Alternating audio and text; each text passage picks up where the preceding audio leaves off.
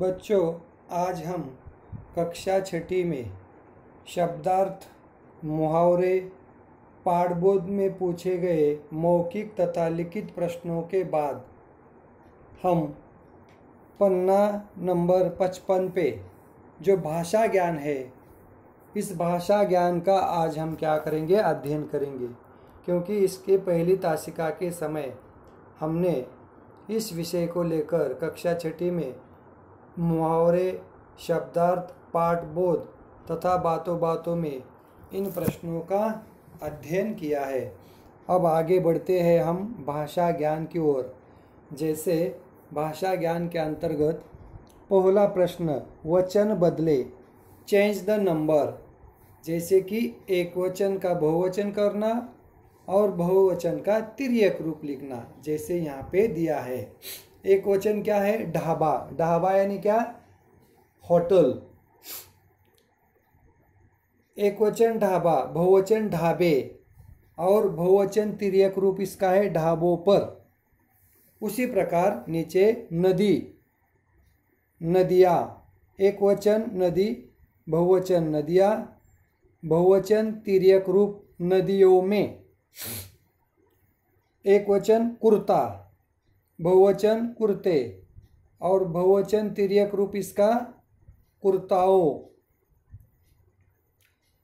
एक वचन चादर, बहुवचन चादरे और बहुवचन तिर्यक रूप है चादरों, चद्दरों, चादरों। इस प्रकार बहुवचन के साथ कोई कारक चिन्ह या विभक्ति लगे तो उसका रूप बदल जाता है। पुल्लिंग शब्दों के अंत में ओ और स्त्रीलिंग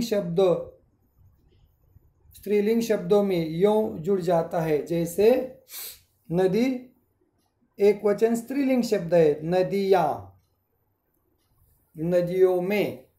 कुर्ता एक वचन, बहुवचन कुर्ते और बहुवचन तिर्यक रूप कुर्ताओं। चादर, चादरे। चद्दर शब्द यह पुल्लिंग है, चादरों। इस प्रकार वचन बदलते समय एक वचन बहुवचन और उसके तिर्यक रूप में, बहुवचन तिर्यक रूप में परिवर्तन होता है। भाषा ज्ञान के अंतर्गत दूसरा प्रश्न देखेंगे हम। कोष्टक में दिए गए सर्वनाम अथवा क्रिया शब्दों के उचित रूप का प्रयोग कर वाक्य पूरे करें। जैसे कि इन शब्दों को फिर से शब्दों में भरकर उचित सर्वनाम अथवा क्रिया शब्दों के उचित रूप का प्रयोग करके इन वाक्यों को फिर से लिखना है।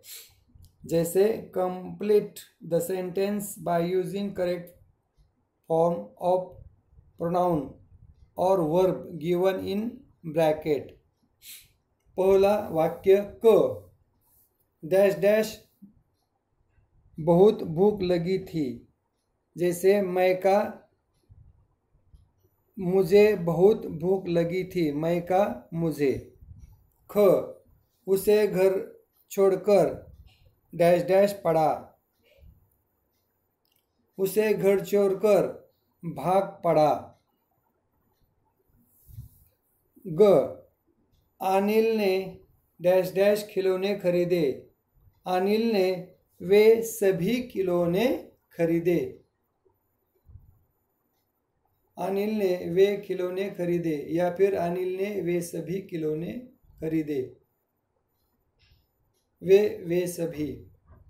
घ अमित बचपन में तबला डैश डैश था, अमित बचपन में तबला बजाता था। इस तरह कोष्टक में दिए गए सर्वनाम अथवा क्रिया शब्दों के उचित रूप का प्रयोग करते समय वाक्य में परिवर्तन होता है। जैसे क मुझे बहुत भूख लगी थी, ख उसे घर छोड़कर भाग पड़ा, ग अनिल ने वे सभी खिलौने खरीदे, ग अमित बचपन में तबला बजाता था। इस तरह से परिवर्तन होता है वाक्यों में। पन्ना पलटिए, पन्ना नंबर 56। यानी 56। तीसरा सवाल देखिए, भाषा ज्ञान के अंतर्गत दिए गए वाक्यों में से विशेषण और विशेष छांट कर लिखे। देखो आपको नीचे वाक्य दिए गए, उसमें से आपको क्या करना है, विशेषण और विशेष छांट के लिखना है। Find out adjectives and nouns from this sentences and write them down. वाक्य, पास में थोड़े से पैसे थे। विशेषण थोड़े से, विशेष पैसे। लड़का उदास स्वर में गाता रहता है। स्वर में विशेषण, गाता विशेष। वह ढाबे के स्थायी ग्राहक थे। ढाबे के विशेष ग्राहक। मैं नंगे पांव चल पड़ा। नंगे पांव विशेषण और विशेष चल। अंदर का दृश्य अद्भुत था। का दृश्य और अद्भुत। इस तरह से दिए गए वाक्यों में से विशेषण और विशेष छांट कर लिखते समय हमें विशेषण अलग लिखना है और विशेष अलग लिखना है। जैसे पास में थोड़े से पैसे थे, विशेषण थोड़े से और पैसे विशेष। लड़का उदास स्वर में गाता रहता। स्वर में विशेषण, गाता विशेष। वह ढाबे के स्थायी ग्राहक थे। ढाबे के कैसे ग्राहक थे, स्थायी ग्राहक थे। स्थायी विशेषण। मैं नंगे पांव चल पड़ा। नंगे पांव विशेषण, चल पड़ा चल विशेष। अंदर का दृश्य अद्भुत था। दृश्य का दृश्य विशेष अद्भुत। इस तरह से हमें वाक्य में विशेषण पहचान कर विशेष लिखने, इस तरह से लिखा जाता है। 4, दिए गए वाक्यों को ध्यान से पढ़े। Read this sentence carefully. मैंने अपनी बनियान को रगड़ रगड़ कर धोया। कैसे धोया, रगड़ रगड़ कर। हमारी टोली दिन में टहली थी। दिन में। ऊपर बरसाती में तुम्हारी रहने की व्यवस्था कर दूंगा। ऊपर। किसके बगीचे में फल ज्यादा होंगे, ज्यादा। दिए गए वाक्यों को ध्यान से पढ़कर हमने उसमें से क्या किया है, इन वाक्यों में काम की विशेषता बताई गई है, इसकी जानकारी हमने ली। जैसे मैंने अपनी बनियान को रगड़ रगड़ कर धोया, रगड़ रगड़ कर। हमारी टोली दिन में टहली थी। दिन में। ऊपर बरसाती में तुम्हारी रहने की व्यवस्था कर दूंगा। ऊपर। किसी के बगीचे में फल ज़्यादा होंगे, ज़्यादा। इन शब्दों के नीचे अधोरेखित कर इन शब्दों को मोटे टाइप में लिखा जाता है। आगे, इन वाक्यों में काम की विशेषता बताई गई है कि कैसे धोया, रगड़ रगड़ कर, यानी रगड़ रगड़ कर धोने का उसका तरीका, रीति रिवाज। कहाँ व्यवस्था की जाएगी, ऊपर, यानी स्थानवाचक, स्थान की व्यवस्था बताई गई है। कब टो लेती थी, दिन में, यानी काल, यानी समय के बारे में जानकारी दी जाती है। कितने फल होंगे, ज्यादा, परिणामवाचक है। रगड़ रगड़ कर, ऊपर, दिन में, ज्यादा, शब्द क्रिया की विशेषता बताने के कारण ये सब क्रिया विशेषण है। जैसे क्रिया विशेषण 4 तरह के होते हैं। एक, रीतिवाचक विशेषण, स्थानवाचक विशेषण, कालवाचक विशेषण, परिमाणवाचक विशेषण। जैसे रगड़ रगड़ कर, रीतिवाचक विशेषण। ऊपर, स्थानवाचक विशेषण। दिन में, कालवाचक विशेषण। और ज़्यादा, परिमाणवाचक विशेषण।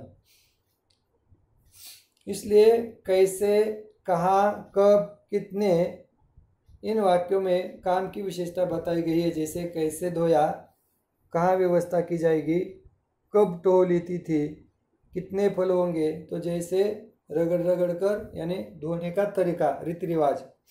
ऊपर यानी स्थान, स्थानवाचक, दिन में यानी समय, कालवाचक, और ज़्यादा यानी परिमाणवाचक। तो इसी प्रकार क्रिया विशेषण के जो 4 तरह के होते हैं, इन चारों के प्रकार इस तरह है: रीतिवाचक, स्थानवाचक, कालवाचक और परिमाणवाचक। जैसे थोड़ा ज़्यादा, कालवाचक यानी समय के बारे में जानकारी, स्थानवाचक यानी ठिकान यानी स्थिति के बारे में जानकारी, रीतिवाचक यानी परंपरा, तरीका।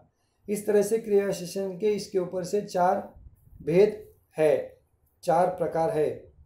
आगे, दिए गए वाक्यों में क्रिया विशेषण शब्दों के नीचे रेखा खींचे। जैसे पायल बाहर खड़ी थी, कहाँ? बाहर, स्थानवाचक। मैंने थोड़ा ही खाया, परिमाणवाचक, थोड़ा परिमाणवाचक। ख, मुन्ना जोर जोर से हंसने लगा, कैसे हंसने लगा? जोर जोर से, परिमाणवाचक। आज मेरे साथ चलो, कहाँ चलो? साथ, मेरे साथ, रीतिवाचक। मुन्नी सुबह 5 बजे उठी जाती है, 5 बजे ने कालवाचक, समयवाचक है। बच्चों ने गेंद ऊपर उछाली, परिमाणवाचक, कहाँ ऊपर उछाली? ऊपर, परिमाणवाचक। इस तरह से ऊपर यानी स्थानवाचक विशेषण है, करेक्शन कीजिए वहाँ पे। बच्चों ने गेंद ऊपर उछाली, ऊपर यानी स्थानवाचक।